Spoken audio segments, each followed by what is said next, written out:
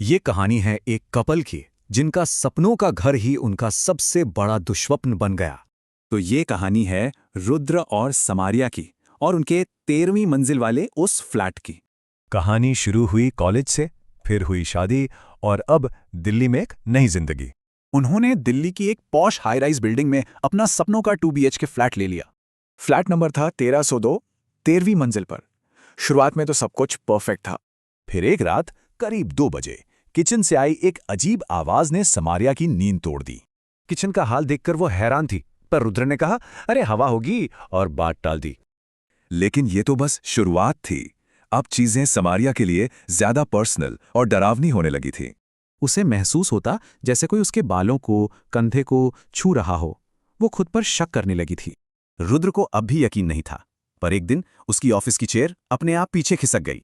और तब उसे याद आया कैसे उसे भी बिस्तर में किसी और के होने का एहसास होता था। उसी रात लाइट चली गई। उन्होंने मोमबत्ती जलाई तो उसकी लौ बुरी तरह से फड़फड़ाने लगी। और तभी रुद्र के पीछे दीवार पर 2 परछाइयां उभरीं, एक मर्द की और एक औरत की। उसी रात उनकी नींद टूटी। उन्होंने जो हनुमान चालीसा लगाया था वो बंद हो चुका था। कमरे में एक साया था, एक आदमी जिसका चेहरा बहुत बड़ा और जख्मी था। वो उनके तरफ बढ़ रहा था। उसकी डरावनी आवाज में एक धमकी थी। ये सुनते ही दोनों डर के मारे बेहोश हो गए। अगले दिन उन्हें पड़ोस की एक बुजुर्ग महिला से उस फ्लैट का भयानक सच पता चला। उनसे पहले जो कपल रहता था, उनकी मौत वहीं हुई थी और उनकी बॉडीज 15 दिन बाद मिली थी।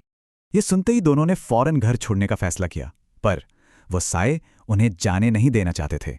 जैसे ही वो लिफ्ट में घुसे, लाइट चली गई और किसी ने उनके कान में धीरे से कुछ कहा। साफ था, वो आत्माएं उन्हें इतनी आसानी से जाने नहीं देंगी। किसी तरह बचकर जब वो वापस फ्लैट पहुंचे तो अंदर का मंजर देखकर उनके होश उड़ गए। उन आत्माओं ने गुस्से में सब कुछ तबाह कर दिया था, फर्नीचर, कपड़े, सब कुछ। इस बार रुद्र गुस्से में चिल्लाया। उसने उन ताकतों को चैलेंज किया कि वो अब यहां नहीं रुकेंगे। वो उस रात वहां से भाग गए और फिर कभी नहीं लौटे। पर ये कहानी एक सवाल जरूर छोड़ जाती है।